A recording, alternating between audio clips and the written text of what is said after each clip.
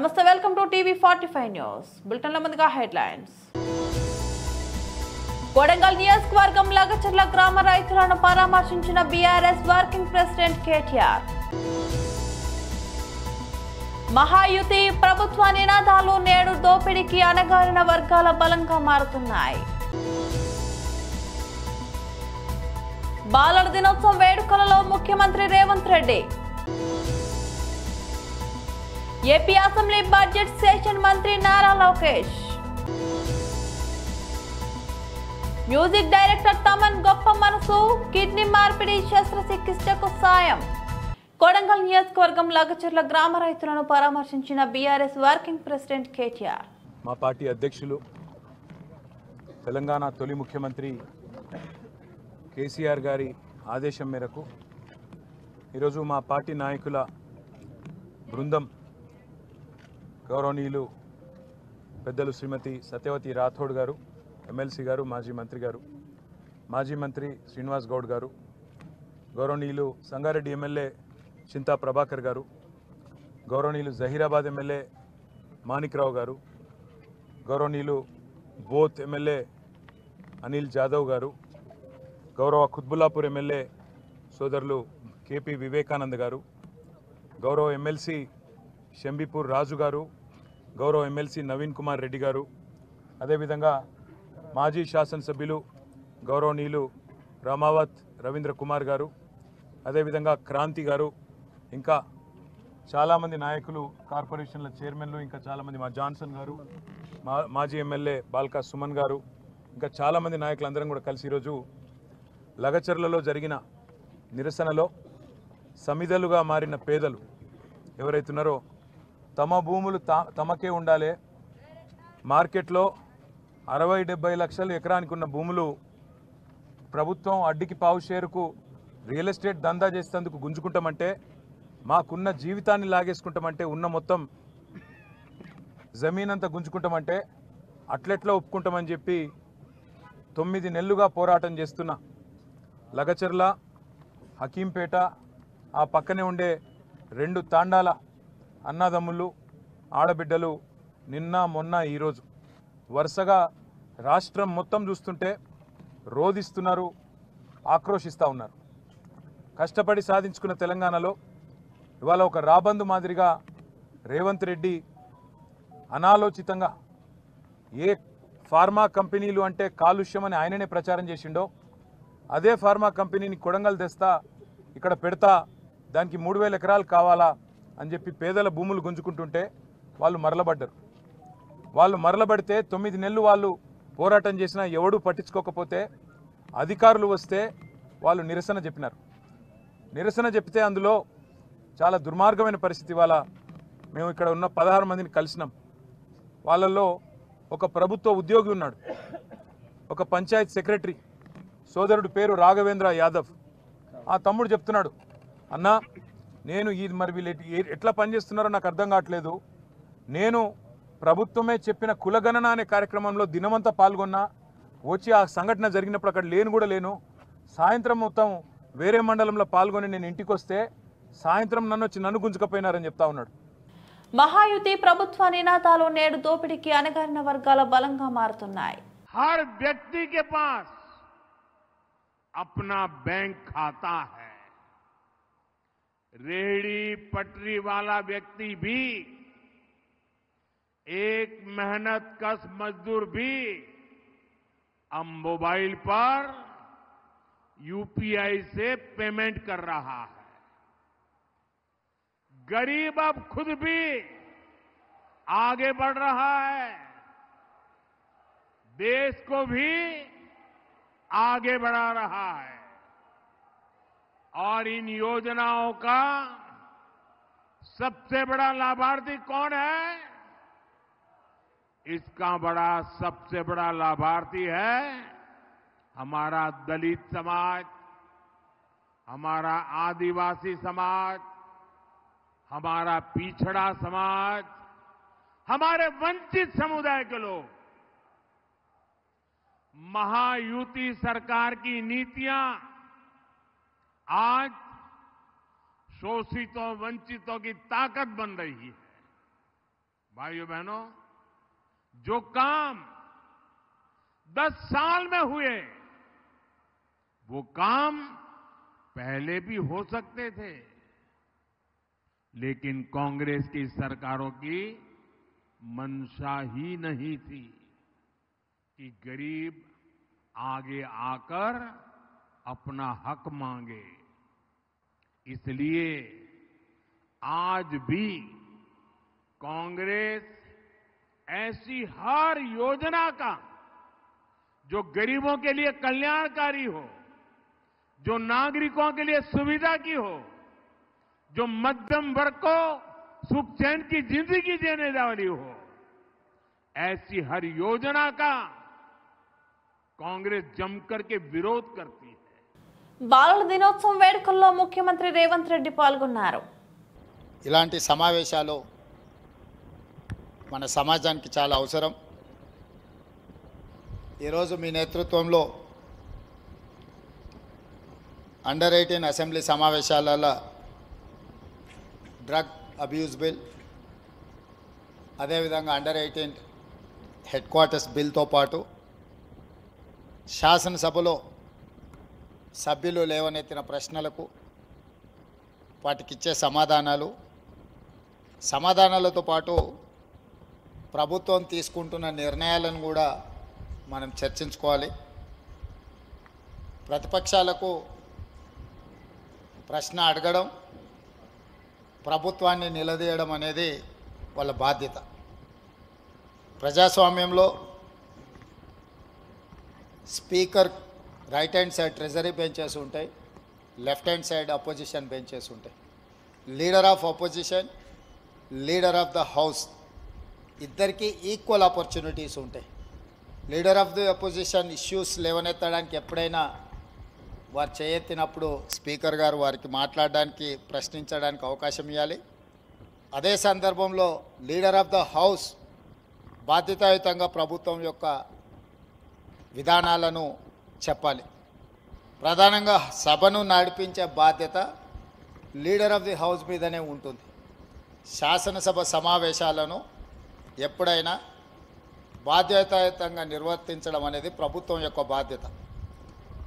ప్రభుత్వం చేసే నిర్ణయాలను ప్రజలకు చేరవేయడానికి ఇదొక మంచి వేదిక.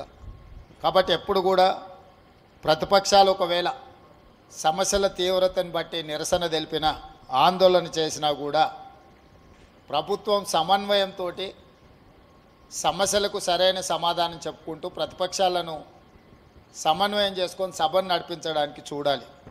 కానీ దురదృష్టవశాత్తు ఇప్పుడు రాష్ట్రంలో, దేశంలో జరుగుతున్న పరిణామాలు సభల్ని ఏ రకంగా వాయిదా వేయాలనే విధానంలో సభలు జరుగుతున్నాయి. కానీ మీ అండర్ 18 ఒక మంచి స్ఫూర్తిని, ప్రశ్నించే విధానము, జవాబు చెప్పే బాధ్యత, ఈ రెండింటిని కూడా స్ఫూర్తిదాయకంగా నిర్వహించినందుకు మిమ్మల్ని అందరిని కూడా మనస్ఫూర్తిగా అభినందిస్తున్నా.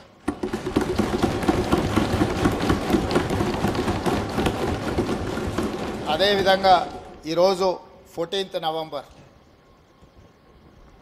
భారతదేశ మొట్టమొదటి ప్రధానమంత్రి పండిత్ జవహర్లాల్ నెహ్రూ గారు జన్మదినము. ఇది బాలల దినోత్సవం. ఏపీ అసెంబ్లీ బడ్జెట్ సెషన్ మంత్రి నారా లోకేష్ అక్కడ కూర్చుంటున్నారంటే మీ నోరు కట్టేశారన్న బాధ ఒకటి ఉంది అధ్యక్ష. కానీ విట్ ఉండాలి. పెద్దలు అందరు చాలా మంది మాట్లాడారు. ఆ విట్ నేచర్తోనే సభ జరగాల్సిన అవసరం ఉంది. విట్టిగా జరిగితే ఎన్ని గంటలైనా ఇక్కడ చర్చిస్తాం, ఎన్ని గంటలైనా మనం మాడడానికి అవకాశం ఉంటుంది. అది మీరు కోల్పోకూడదని ఈ సభాముఖంగా మిమ్మల్ని కోరుకుంటూ, మళ్ళీ అధ్యక్ష పిలిచే అవకాశం, మిమ్మల్ని పిలిచే అవకాశం నాకు ఇచ్చిన చంద్రబాబు నాయుడు గారికి, పవన్ అన్నకి, బీజేపీ నాయకులకి నా హృదయపూర్వక ధన్యవాదాలు తెలుపుకుంటూ సెలవు తీసుకుంటాను.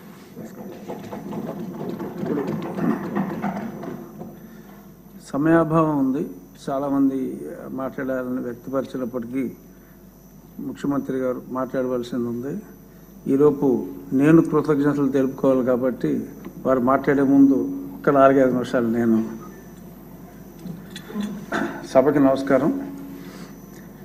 ఈరోజు ఈ సభలో నేను ఇలా కూర్చోగలిగి మాట్లాడటానికి ముఖ్య కారకులైన గౌరవనీయులైన ముఖ్యమంత్రి వర్యులు నారా చంద్రబాబు నాయుడు గారికి, అలాగే జనసేనాని పవన్ కళ్యాణ్ గారికి, మా రాజుగారు కోప్పడతారు, మనస్ఫూర్తిగా మీరు చెప్పకపోయినా చెప్పేవాడిని, ప్రధాని నరేంద్ర మోడీ గారికి, భారతీయ జనతా పార్టీకి, అలాగే నాకెంతో సహకరించిన శాసనసభ్యులకు, ఎంత చేసినా మోడెస్ట్గా ఏమీ తెలియనట్టుండే ఇందాక చెప్పిన నా యువ నాయకుడు నారా లోకేష్ గారికి, అందరికీ నా హృదయపూర్వక నమస్కారాలు. శాసనసభ ప్రజాస్వామ్యంలో శాసనసభ అంటే డెమోక్రసీకి బ్యాక్ బోనే శాసనసభ. మరి గతంలో ఎందరో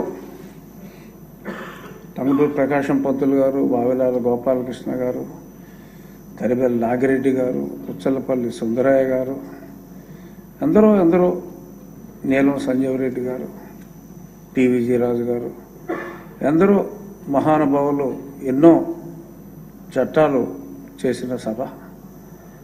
ఎవరైనా ప్రజల ఆకాంక్షలకి ఇక్కడే దానికి చట్టరూపం రావటం, దానివలన ప్రజల జీవితాలు వెలుగులోకి వెళ్ళటం, ఎందరో మహానుభావులు ఇక్కడ ఉన్నారు.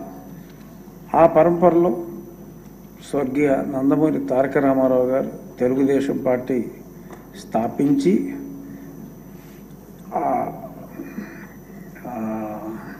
సంక్షేమం అనే దాన్ని ఒక కొత్త ఒరవడి సృష్టించి భారతదేశంలో మొట్టమొదటిసారిగా సంక్షేమం యొక్క విలువ, సమాజమే దేవాలయం, ప్రజలే దేవుళ్ళు అని ఊరికనే స్లోగన్తో కాకుండా పరిపూర్ణంగా ఆయన విశ్వసించి మరి గొప్ప సంస్కరణలు చేపట్టి ప్రజామోదంతో, సభ్యుల ఆమోదంతో మరి ప్రజల జీవితాల్లో వెలుగు నింపింది ఈ సభ. ప్రముఖ సంగీత దర్శకుడు తమన్ గొప్ప మనసు చాటుకున్నారు. చావు బతుకుల్లో ఉన్న ఓ రోగికి కిడ్నీ మార్పిడి ఆపరేషన్ చేయించడంలో సాయం చేశారు. ఆయన చొరవతో కిడ్నీ ట్రాన్స్ప్లాంట్ విజయవంతంగా పూర్తి చేసినట్టు డాక్టర్ లీలాకృష్ణ తన ఇన్స్టాగ్రామ్ ఖాతా ద్వారా వెల్లడించారు. Thank you dear Thaman. ANU ఆసుపత్రిలో రోగికి కిడ్నీ ట్రాన్స్ప్లాంట్ ఆపరేషన్ను విజయవంతంగా జరిగేలా చేశావు. నీ కైండ్ హార్ట్ జీవితాంతం గుర్తుపెట్టుకుంటా అని ఆ పోస్ట్లో పేర్కొన్నారు. God is great dear doctor అంటూ లీలాకృష్ణకి తమన్ రిప్లై ఇచ్చారు. తమన్ మంచి మనసు గురించి తెలుసుకున్న అభిమానులు అభినందనలు కురిపిస్తున్నారు. టాలీవుడ్ క్రేజీ మ్యూజిక్ డైరెక్టర్ గా కొనసాగుతున్న తమన్ స్టార్ హీరోల చిత్రాలకు సంగీతం అందిస్తున్నారు. బుల్లితెర మ్యూజిక్ షోలకు తమన్ న్యాయ నిర్ణేతగా వ్యవహరిస్తున్నారు. సోషల్ మీడియాలో యాక్టివ్ గా ఉండే తమన్ ఫ్యాన్స్ తో ఎప్పుడూ టచ్ లో ఉంటారు. అందరికంటే ముందుగానే తాను సంగీతం అందిస్తున్న చిత్రాల అప్డేట్స్ పంచుకుంటారు. వరిధాన్యం కొనుగోలు కేంద్రాన్ని సందర్శించిన జిల్లా ఎస్పీ శ్రీమతి డి జానకి ఐపీఎస్, జిల్లా ఎస్పీ శ్రీమతి డి జానకి ఐపీఎస్ ధర్మపూర్ గ్రామంలోని ప్రాథమిక వ్యవసాయ సంఘం ఆధ్వర్యంలో నడుస్తున్న వరిధాన్యం కొనుగోలు కేంద్రాన్ని సందర్శించారు. ఈ సందర్శనలో ఆమె రైతులతో మాట్లాడి కొనుగోలు ప్రక్రియ, సౌకర్యాలు మరియు రైతులకు అందిస్తున్న సేవల గురించి వివరాలు తెలుసుకున్నారు. రైతులు తమ పంటలను సులభంగా విక్రయించేందుకు ప్రభుత్వం ఏర్పాటు చేసిన కొనుగోలు కేంద్రాలను ఉపయోగించుకోవాలని ఆమె సూచించారు. ఈ సందర్శన ద్వారా రైతులకు అందుతున్న మద్దతు మరియు సౌకర్యాల గురించి తెలుసుకున్నారు. ఈ సందర్శనలో DSP Venkateswarlu, rural CI Gandhi, rural SI పాల్గొన్నారు. లాస్ట్ టైం కూడా బయట వాళ్ళు క్వింటాల్ నెంబర్ 3,000 కొన్నారన్నట్టు 6,500 తీసుకోండి. ఈ దుడ్డు రకం మనం ఎక్కడ తీసుకుంటాం. ఇది బయట మనకు కాకుండా బయట హైవేస్ అన్నారు కాబట్టి ఇది ఇక అందులో కొన్ని ఈసారి బోనస్ కూడా అంటే ముందు తెలియదు కదా బోనస్ ఆల్రెడీ ఇస్తామని చెప్పింది. బోనస్ ఇస్తారా ఇయ్యారా అని డౌట్ మీదే చాలా మంది రైతులు బయటకు సగం శాతం పోయింది. రూపాయలు 50% ధాన్యం కాదు. మీకు ఎంత రేటు పోయింది? పచ్చళ్ళు ఫస్ట్ 23,000, ఫస్ట్ 23,000, తర్వాత 2,200, తర్వాత 2,100, 2,000. అంటే వర్షం ఈ మోడం బాగా ఉంది కదా, రైతులు ఎట్లా ఇచ్చేస్తారని వాళ్ళు తగ్గిస్తూ వచ్చారు. వాళ్ళు పెంచుతున్నారు. దీంట్లో ఇంకొక ప్లస్ పాయింట్ ఏంటి మేడం అంటే అన్ని నూకలు అయితే ఈ నూకలు కావు. సోన కావచ్చు, ఈ దీనిలో సోన కూడా సన్నమే ఉంటుంది. అది నూకలు అయితే ఇవి నూకలు కావు. యాసంగి అంటే ఎండాకాలం పండిస్తే కూడా ఎన్నుకోలు కావు. అది డ్యూరేషన్ తెగులు కూడా 25 days చేస్తారు అనేది దీనికంటే ఒక 15 days 20 days డ్యూరేషన్. దీని డ్యూరేషన్ అయితే ఆర్ఎన్ఆర్ ఏంటంటే ఇప్పుడు దిగుబడి ఎక్కువ వస్తుంది. 25 క్వింటల్స్ 30 క్వింటల్స్. హరిహరులకు ఎంతో పవిత్రమైన కార్తీక మాసం. అందులో నేడు కార్తీక పౌర్ణమి సందర్భంగా మేడ్చల్ జిల్లా కీసరగుట్టకు భక్తులు వేలాదిగా పోటెత్తారు. తెల్లవారుజామునే స్నానాధికాలు ముగించుకొని కీసరగుట్టకు చేరుకొని శ్రీ భవానీ రామలింగేశ్వర స్వామివారిని ధూపదీప నైవేద్యాలతో కొలుచుకొని కొబ్బరికాయలు కొట్టి ముడుపులు కట్టి కోరుకున్న కోరికలు తీరాలని మనసారా వేడుకుంటూ తమ శక్తి కొలది కొలుచుకుంటూ స్వామివారి సేవలో తరిస్తున్నారు. కార్తీక మాసం సందర్భంగా ఈ నెల రోజులు విశేషమైన పూజా కార్యక్రమాలు ఉంటాయి. అలాగే ప్రతిరోజు స్వామివారికి ప్రత్యేకమైన అభిషేకం పూజ ఉంటుంది. గర్భాలయంలోని శివలింగానికి భక్తులు అభిషేకాలు చేస్తారు. అలాగే మహామండపంలో సామూహిక అభిషేకాలు ఉంటాయి. కార్తీక మాసంలో సుమారు 2 లక్షల భక్తులు స్వామివారిని దర్శించుకునే అవకాశం ఉంది. కార్తీక పౌర్ణమి పర్వదినం సందర్భంగా కీసరగుట్ట కేసరగిరి కొండలు భక్తులతో కిటకిటలాడుతున్నాయి. ఓం నమ శివాయ, హరిహర మహాదేవ, శంభో శంకర, శివ నమః అంటూ శివనామ స్మరణతో మారుమ్రోగుతున్నాయి.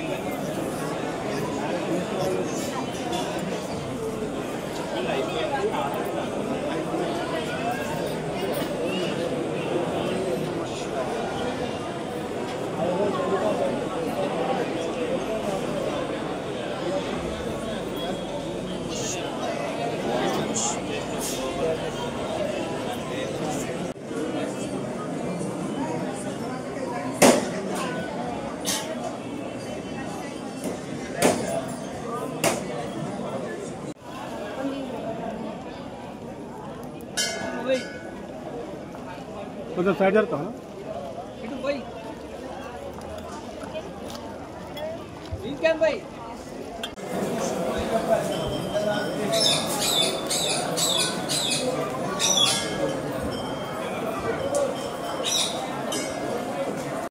రాజంట రాష్ట్ర ముఖ్యమంత్రి వర్యులు శ్రీ నారా చంద్రబాబు నాయుడు, ఉప ముఖ్యమంత్రి వర్యులు శ్రీ కొనితెల పవన్ కళ్యాణ్, రాష్ట్ర ఐటీ శాఖ మంత్రి వర్యులు శ్రీ నారా లోకేశ్ల ప్రతిష్టను దిగజార్చే విధంగా సోషల్ మీడియా వేదికగా అసభ్య తీవ్రమైన పదజాలంతో దూషించిన సినీ నటుడు పోసాని కృష్ణ మురళిపై గురువారం పట్టణ పోలీస్ స్టేషన్లో తెలుగుదేశం నాయకులు, కార్యకర్తలు ఫిర్యాదు చేశారు.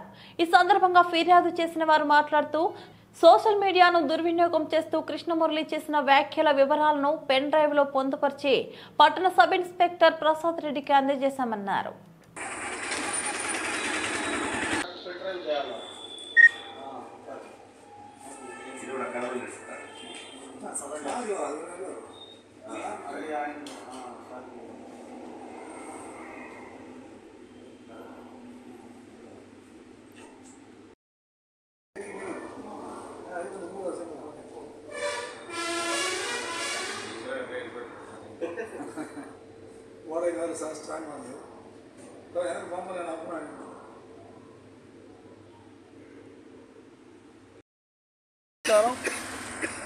ఈరోజు రాజంపేట పట్టణ పోలీస్ స్టేషన్ నందు పోసాని మురళీకృష్ణపై ఫిర్యాదు చేయడం జరిగింది. రాష్ట్ర ముఖ్యమంత్రి తెలుగుదేశం పార్టీ జాతీయ నాయకుడు చంద్రబాబు నాయుడు గారిపై, అలాగే డిప్యూటీ సీఎం పవన్ కళ్యాణ్పై, జాతీయ ప్రధాన కార్యదర్శి నారా లోకేష్ గారిపై చేసినటువంటి అనుచిత వ్యాఖ్యలపై వ్యాఖ్యలు అనుగుణంగా మేము దానికి ఈరోజు పట్టణ పోలీస్ స్టేషన్లో ఫిర్యాదు చేయడం జరిగింది. అతనిపై క్రిమినల్ చర్యలు తీసుకొని కృష్ణమురళిపై పోసా కృష్ణమురళిపై తగు క్రిమినల్ చర్యలు తీసుకొని మీరు న్యాయం చేయాలని మేము కోరుతున్నాము. మీడియా మిత్రులకు నమస్కారం. వైఎస్ఆర్సీపీ నాయకుడు, సినీ నటుడు పోసాని కృష్ణమురళి ఇటీవల రాష్ట్ర ముఖ్యమంత్రి వర్యులు నారా చంద్రబాబు నాయుడు గారిపై మరియు ఉప ముఖ్యమంత్రి పవన్ కళ్యాణ్ గారులపై మరి అలాగే జాతీయ ప్రధాన కార్యదర్శి తెలుగుదేశం పార్టీ శ్రీ నారా లోకేష్ గారులపై అనుచిత వ్యాఖ్యలు తీసుకు తిరుగుబోతూ లాంటి చాలా తీవ్రమైన పదజాలంతో ఆయన దూషించడం జరిగింది. ప్రస్తుతం కూటమి ప్రభుత్వానికి నేను మనవి చేసేది ఏమంటే అతనిపై తక్షణం చట్టపరమైన కఠిన శిక్షను అమలు చేయాలంటూ ఈ సందర్భంగా రాజంపేట తెలుగుదేశం పార్టీ తరఫు నుంచి డిమాండ్ చేస్తున్నారు. ఏపీ డిప్యూటీ సీఎం జనసేన అధ్యక్షులు పవన్ కళ్యాణ్ ఈ నెల 16, 17 తేదీలలో 2 రోజుల పాటు మహారాష్ట్ర అసెంబ్లీ ఎన్నికల ప్రచారంలో పాల్గొననున్నారు. ఎన్డీఏ కూటమి అభ్యర్థులకు మద్దతుగా ఆయన ప్రచారం నిర్వహించనున్నారు. మరాఠ్వాడా, విదర్భ, పశ్చిమ మహారాష్ట్ర ప్రాంతాల్లో ప్రచారం చేస్తారని జనసేన పార్టీ అధికారికంగా ప్రకటించింది. బీజేపీ జాతీయ స్థాయి మహారాష్ట్ర నాయకులు షెడ్యూల్ ఖరారు చేశారు. ఈ క్రమంలో పవన్ 5 బహిరంగ సభలు, 2 రోడ్ షోలు పాల్గొంటారని పార్టీలు తెలిపింది.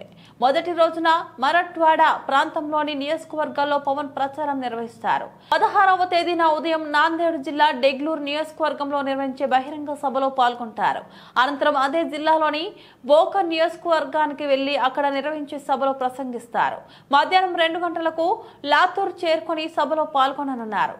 సాయంత్రం 6 గంటలకు షోలాపూర్ నగరం చేరుకొని అక్కడ రోడ్ షోలో పాల్గొంటారు. మరుసటి రోజు విదర్భ ప్రాంతానికి డిప్యూటీ సీఎం పవన్ వెళ్లనున్నారు. ఉదయం చంద్రపూర్ జిల్లాలోని బల్లార్పూర్ పట్టణంలో నిర్వహించే బహిరంగ సభలో పాల్గొంటారు. సాయంత్రం పూణే కంటోన్మెంట్ నియోజకవర్గం పరిధిలో నిర్వహించే రోడ్ షోలో పాల్గొంటారు. అనంతరం కస్బాపేట్ నియోజకవర్గంలోని ఎన్నికల ప్రచార సభలో పవన్ పాల్గొంటారని జనసేన నేత పి హరిప్రసాద్ ప్రకటించారు. బులెటిన్ ముగించే ముందు మరోసారి హెడ్లైన్స్ చూద్దాం. కొడంగల్ నియోజకవర్గం లగచర్ల గ్రామ రైతులను పరామర్శించిన BRS working president KTR. Mahayuti ప్రభుత్వ నినాదాలు నేడు దోపిడీకి అణగారిన వర్గాల బలంగా మారుతున్నాయి. బాలల దినోత్సవం వేడుకలలో ముఖ్యమంత్రి Revanth Reddy. AP assembly budget session మంత్రి నారా లోకేష్. మ్యూజిక్ డైరెక్టర్ తమన్ గొప్ప మనసు, కిడ్నీ మార్పిడి శస్త్రచికిత్సకు సాయం. ఇవి బులెటిన్ అప్డేట్స్. మరో బులెటిన్లో మళ్ళీ కలుద్దాం. అంతవరకు సెలవు. నమస్తే.